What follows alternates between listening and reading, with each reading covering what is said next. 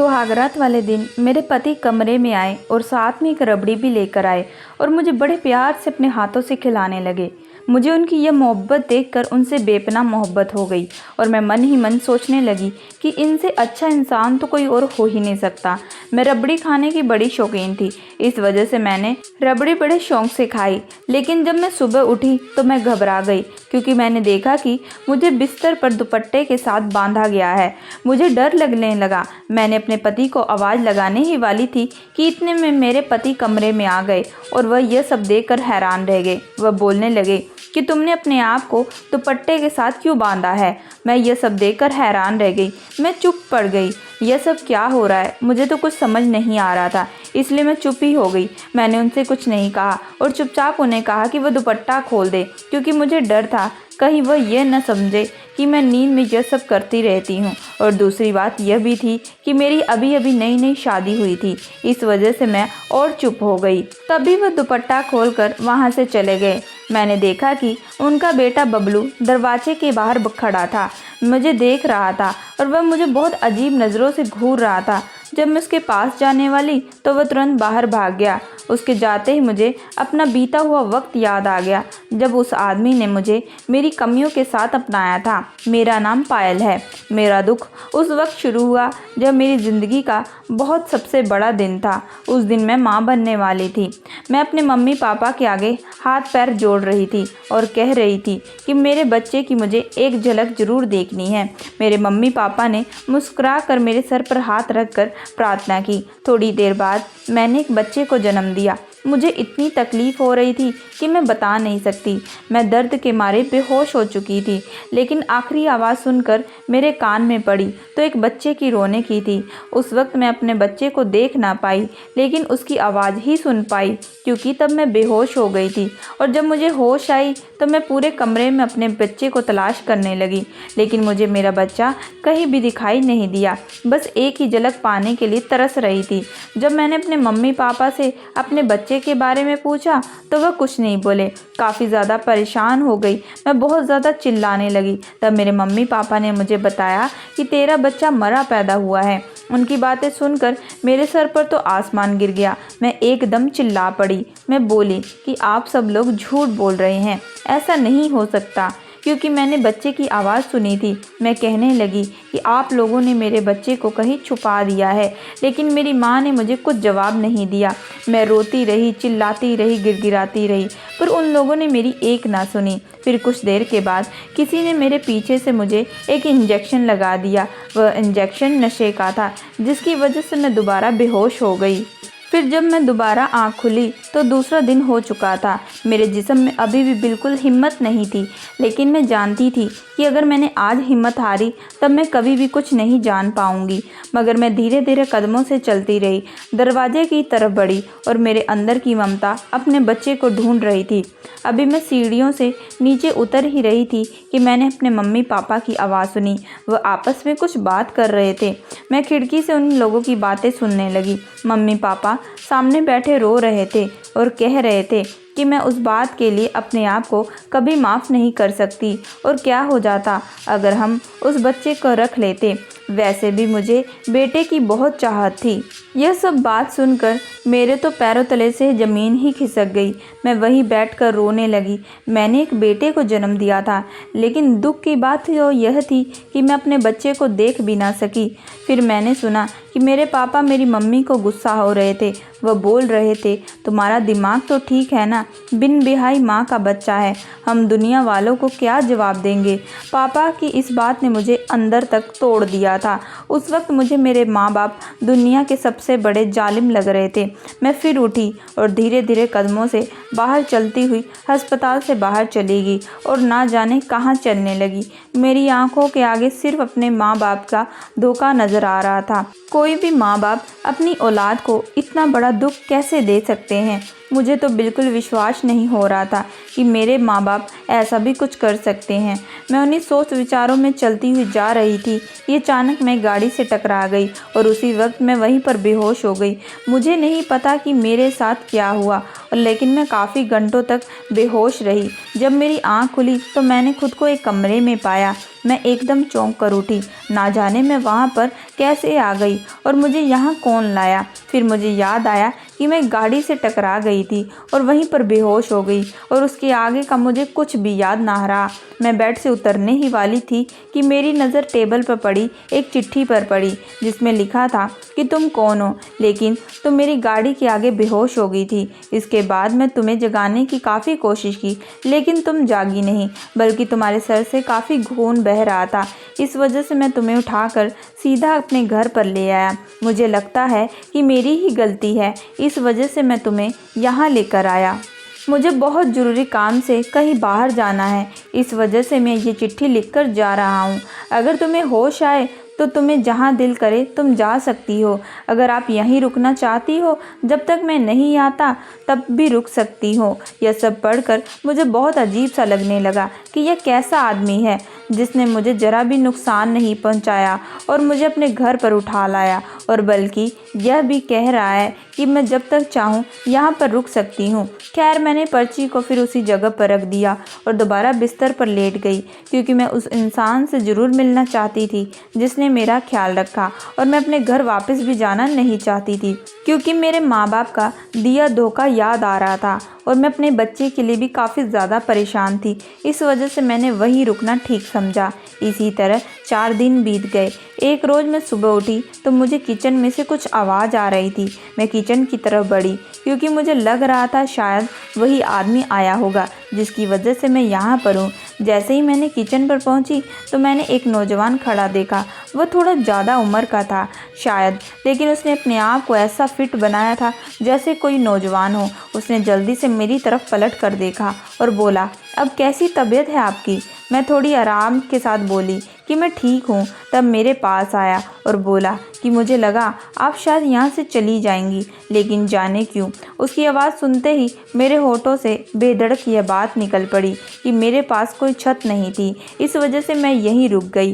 फिर उसने अपना नाम राघव बताया और कहा कि आपको फ़िक्र करने की कोई ज़रूरत नहीं है, आप इस घर में जब तक चाहे तब तक रुक सकती हैं, क्योंकि मैं काम के सिलसिले में ज़्यादातर बाहर ही रहता हूँ और यह घर भी खाली पड़ा रहता है। उसकी यह बात सुनकर मुझे बहुत तसल्ली हुई, क्योंकि उसकी बातों से मुझे वह कोई धोखेबाज आदमी नहीं लग रहा था।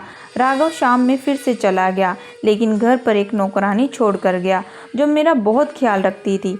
अब महीने में 2 बार आता और रहकर चला जाता। ऐसे ही कम से कम 3 से 4 महीने बीत गए, जब अचानक एक रोज़ वह मेरे कमरे में आया। उसे अपने कमरे में देखकर मैं चौंक गई और घबरा गई। उसने कहा कि घबराओ नहीं, मैं बस एक ज़रूरी बात करना चाहता हूँ। तब वह बोला कि मैं जब तुम्हें उस रात देखा था तब से मैं तुम्हें पसंद करता हूँ। मैं तुमसे शादी करना चाहता हूँ, लेकिन उससे पहले मैं तुम्हें अपनी ज़िंदगी के बारे में कुछ बताना चाहता हूँ। मैं पहले से शादीशुदा हूँ, मेरा एक बेटा भी है। मेरी पत्नी की मौत काफ़ी पहले हो चुकी थी। उसकी सच्चाई काफ़ी परेशान कर देने वाली थी, लेकिन मेरी ज़िंदगी की सच्चाई और भी ज़्यादा बुरी थी। फिर उसने मुझे कहा कि वह शादी करने से पहले मेरे बारे में जानना चाहता है कि मैं कौन हूँ, कहाँ से आई हूँ। मैंने उसे अपना नाम बताया और कहा कि मैं मिडिल क्लास फैमिली से हूँ, लेकिन मेरी बदकिस्मती यह थी कि मैं एक लड़के से मोहब्बत कर बैठी और मोहब्बत में इस तरह दीवानी हुई कि बिना शादी के ही मैं माँ बन गई। और फिर उस लड़के ने मुझसे शादी करने से भी मना कर दिया और मुझे बीच रास्ते पर छोड़कर चला गया। जब मेरे माँ बाप को इस बात का पता चला तो उन्होंने मुझे बहुत कोसा, बहुत मारा पीटा। कैसे क्या तैसे करके मैंने 9 महीने बाद एक बच्चे को जन्म दिया, लेकिन तब भी मेरी ज़िंदगी में एक ऐसा तूफ़ान आया जिसे सुनकर आपकी आंखों में आंसू आ जाएंगे। मैंने एक बेटे को जन्म दिया था, सिर्फ उसकी आवाज़ सुन सकती थी, लेकिन उसका मुंह अभी तक देख नहीं पाई, क्योंकि मेरे माँ बाप ने उस बच्चे को पता नहीं कहाँ पर जाकर छोड़ दिया। और जब मुझे सच्चाई पता चली तब मैं हॉस्पिटल से परेशान होकर यही सोचते निकल पड़ी। रास्ते में आपकी गाड़ी के आगे टकरा गई और बेहोश हो गई। मेरी बात सुनकर उस आदमी ने कहा कि तुम फिक्र न करो, हम फिर से शादी करेंगे और एक नई ज़िंदगी की शुरुआत करेंगे। भगवान तुम्हें फिर से एक बेटा देगा। उसकी बात सुनकर मुझे बहुत तसल्ली तसल्ली हुई और बहुत खुशी भी हुई। उसने मुझे मेरी हकीकत के साथ कबूल कर लिया और मैंने भी। उसे अगले ही दिन उसने मुझे मंदिर में जाकर शादी कर ली। अब मैं और वह दोनों पति पत्नी हो गए थे। मुझे इस पवित्र रिश्ते से कोई समस्या नहीं थी। मैं उसकी पत्नी बन चुकी थी। मैं बहुत खुश थी। शादी की पहली रात मेरा पति कमरे में आया और रबड़ी लाकर मुझे खिलाने लगा। उसकी यह मोहब्बत देखकर मैं तो अपनी ज़िंदगी के सारे दुख ही भूल गई थी। मैं तो यही समझ बैठी, उससे भला नेक इंसान तो कोई हो ही नहीं सकता। अगले दिन फिर से वह काम के सिलसिले में बाहर जा चुका था और मेरे पास नौकरानी को छोड़ गया था। वह मेरा काफ़ी ख्याल रखती, लेकिन एक पत्नी को नौकरानी से ज़्यादा अपने पति की ज़रूरत होती है। हर हफ्ते वह आता और मेरे साथ वक्त बिताकर चला जाता, लेकिन हैरानी वाली बात तो यह थी, नौकरानी भी मुझे हर रात रबड़ी खिलाया करती थी। लेकिन एक दिन राघव रबड़ी लेकर आया। मैंने उनसे पूछा कि मुझे रबड़ी खाना पसंद है, लेकिन क्या ये ज़रूरी है कि आप इसे रोज़ लेकर आए और मुझे खिलाएं? फिर उसने मेरी तरफ मोहब्बत भरे नज़रों से देखा और बोला कि ज़रूरी है, क्योंकि मैं चाहता हूँ कि तुम्हारी हर ख्वाहिशों को पूरा करूँ। ये सब बात सुनकर मुझसे उन्हें मोहब्बत हो गई और भगवान की ऐसी कृपा हुई कि मैं फिर से माँ बन गई। अब तो राघव मेरा पहले से भी ज़्यादा ख्याल रखने लगा। एक रोज़ मैं उनके पास बैठी थी तो मैंने राघव से कहा कि तुम्हारे घर वालों से मिलना चाहती हूँ। तब राघव ने कहा तुम नहीं मिल सकती। फिर मैंने उनसे जिद की तो बोला तुम्हें एक वादा करना पड़ेगा और तभी मैं तुम्हें अपने घर वालों से मिला सकता हूँ, और जब ठीक हो जाएगा तब हम लोग उन्हें सारा सच बता देंगे। इस बात पर मेरे चेहरे पर मुस्कुराहट आ गई और मैं चुप हो गई, क्योंकि मैं काफ़ी समय के बाद उनके परिवार से मिलने वाली थी। जैसे भी हो, मैं तो चाहती थी कि मैं उनके घर वालों से मिलूं। फिर दूसरे दिन ही हम उनके घर के लिए निकल पड़े। एक लंबा समय तय करने के बाद आखिरकार हम एक आलीशान हवेली के सामने जाकर खड़े हुए। उनका दरवाज़ा 2 बॉडीगार्ड ने खोला था। मैं इतना बड़ा घर देखकर तो हैरान रह गई। मैं सपने में भी सोच नहीं सकती थी कि मेरे पति का इतना बड़ा घर भी हो सकता है। राघव ने अंदर आकर मुझे अपनी माँ और अपने बेटे से मिलवाया और उसकी माँ ने मुझे आशीर्वाद दिया और हमारा हालचाल पूछा और अंदर चली गई। राघव का बेटा मुझे दूर से देखता जा रहा था। उसका रवैया मुझे बहुत अजीब लगा। राघव का बेटा तो मुझे ज़्यादा परेशान कर रहा था, क्योंकि उसकी उम्र मुझसे 2 साल बड़ी थी और रोहन 40 साल का था। फिर उसका इतना बड़ा बेटा कैसे हो सकता है? यह सोचकर मुझे बहुत बड़ा जोर का झटका लगा। राघव मुझे वहाँ से कमरे में ले आया। वह मुझे जिस कमरे में लाया वह बहुत ही खूबसूरत था और बहुत आलीशान सजाया गया था। राघव ने उस घर में मेरी पहचान अपने दोस्त की बीवी बताई थी, इसलिए हम दोनों सबके सामने एक साथ नहीं रह सकते थे। राघव मुझे उस दिन एक ऐसी बात कही जो मेरे दिमाग में अजीब से शक पैदा करने लगी। उसने कहा कि तुम इस कमरे में बिना वजह बाहर मत निकलना और इस हवेली के बाहर तो कदम भी मत रखना। यहाँ पर पागल भेड़िए हैं जो तुम्हें नुकसान पहुँचा सकते हैं।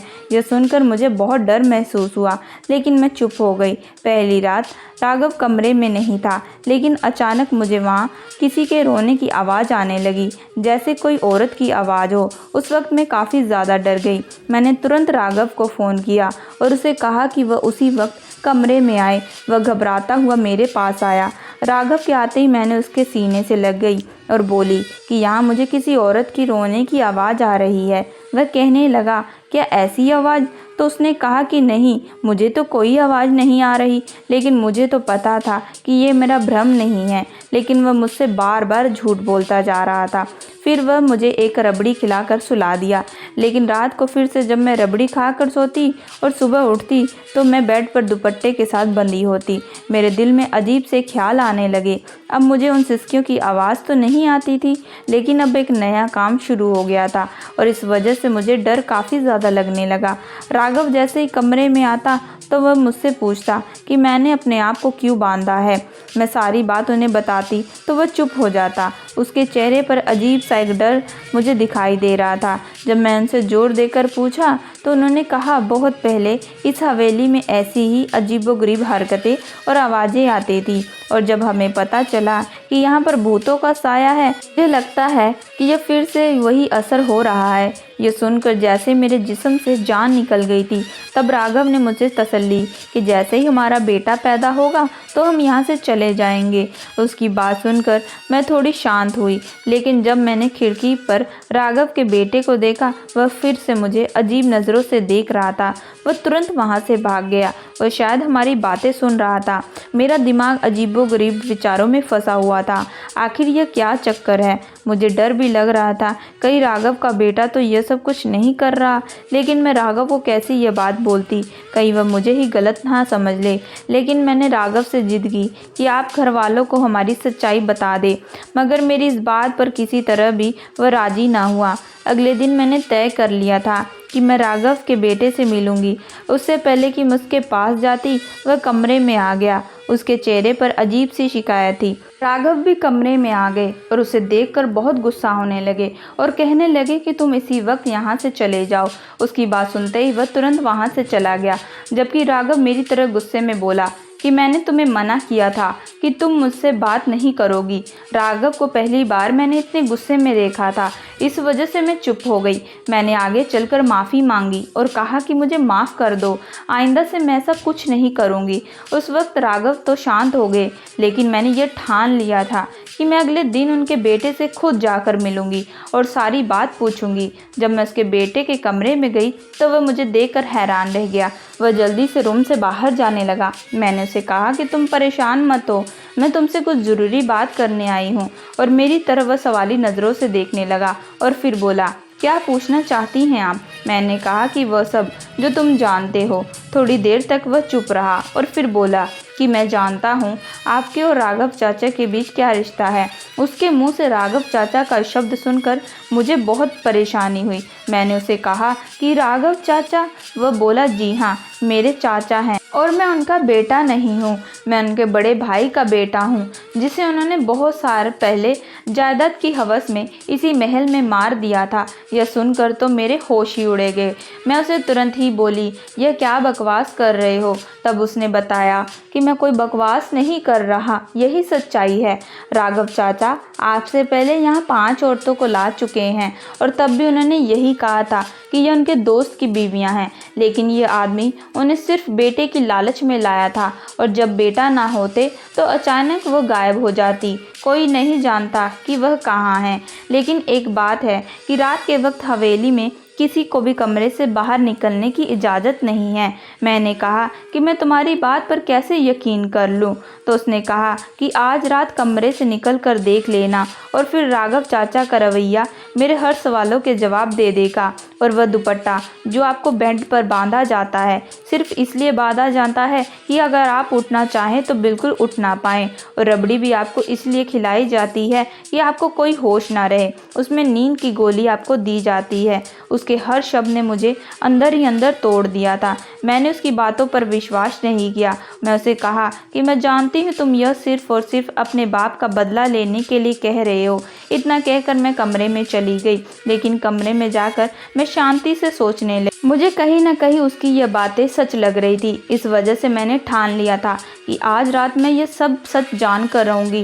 रात होते ही राघव मेरे लिए फिर से रबड़ी लेकर आया, जिसे इस बार मैंने खाया नहीं। मैंने उसे कहा कि मैं बाद में खा लूँगी, मेरा मन नहीं है। और साथ में मैंने यह भी कहा कि अगर मैं ज़बरदस्ती खाऊंगी तो शायद हमारे होने वाले बच्चे पर भी असर पड़ सकता है। यह सुनकर वह घबरा गया। इस वजह से वह चुपचाप वहाँ से चला गया। उसके जाने के बाद मैं बिस्तर पर लेट गई। मैं पूरी रात जागती रही। मेरे कानों में सिसकियाँ बार बार आती रही। रात के 3 बज चुके थे। इस बार मैं राघव के कमरे में बाहर जाकर खड़ी हो गई और छुप कर देखने लगी। वह कमरे से उठा और जाकर किचन में चला गया और उसने कुछ खाना लिया और सीढ़ियों के नीचे बने तहखाने की तरफ जाने लगा। मैं भी धीरे धीरे दबे पांव उसके पीछे जाने लगी। मेरा दिल तेजी से धड़क रहा था। वहाँ से वही आवाज़ें आने लगी। राघव के अंदर जाते सिसकियाँ ख़त्म हो गई और उन औरतों की बातें सुनने लगी। औरतें राघव से विनती कर रही थी कि भगवान के लिए हमें यहाँ से निकाल दो, हमें छोड़ दो। लेकिन राघव बड़ी गंदी तरह से हंस रहा था, वह उनका मजाक बना रहा था। यह सब सुनकर मेरा बदन तो कांपने लगा। मैं वहाँ से जल्दी वापस अपने कमरे में आ गई। तभी राघव का बेटा भी कमरे में आ गया और मेरी हालत देखकर बोला, अभी भी कोई शक बाकी है? तब मैंने उसे कहा कि मुझे तुम्हारी बात पर बिल्कुल विश्वास है, अब मुझे किसी भी तरह यहाँ से निकलवा दो। उसने मेरे साथ एक प्लान बनाया। अगले दिन मैंने राघव से कहा कि मेरी तबीयत बहुत ख़राब लग रही है, मुझे डॉक्टर के पास ले चलो तो हमारे बेटे को कहीं कुछ हो ना जाए। यह सुनते ही वह घबरा गया और मुझे डॉक्टर के पास ले गया। लेकिन मेरे दिल में तो कुछ और भी चल रहा था। वहाँ जाकर अभी हमने अपनी बारी की इंतज़ार कर रहे थे कि अचानक पुलिस ने छापा मार दिया और राघव की 5 बीवियों को छुड़ा दिया गया। सब ने राघव के खिलाफ गवाही दी। राघव तो गुस्से में आग बबूला हो गया। मैंने तो गुस्से में जाकर राघव को एक जोरदार थप्पड़ मारा और कहा कि तुम्हें यह सब करने से पहले सोचना चाहिए था। तुमने इतनी लड़कियों की ज़िंदगी खराब कर दी। पुलिस राघव को पकड़ के ले जा चुकी थी और वह 5 औरतें अपने घर जा चुकी थी। मैं अपने घर नहीं जाना चाहती थी, इसलिए मैं अनाथ आश्रम चली गई, क्योंकि मेरे माँ बाप ने पहले ही मेरी पहली औलाद को ही मुझसे दूर कर दिया था और मैं नहीं चाहती थी कि अब वह फिर से मेरी दूसरी औलाद को भी मुझसे दूर कर दे। दोस्तों, आप लोग मुझे बताइए कि पायल ने क्या सही किया? क्या उसे अपने माँ बाप के पास दोबारा जाना चाहिए था या नहीं? हमें कमेंट करके ज़रूर बताइएगा। अगर आप लोगों को ये कहानी पसंद आई है तो फटाफट हमारे चैनल को लाइक एंड सब्सक्राइब जरूर कर दीजिएगा एंड बेल आइकन का बटन जरूर दबाइएगा।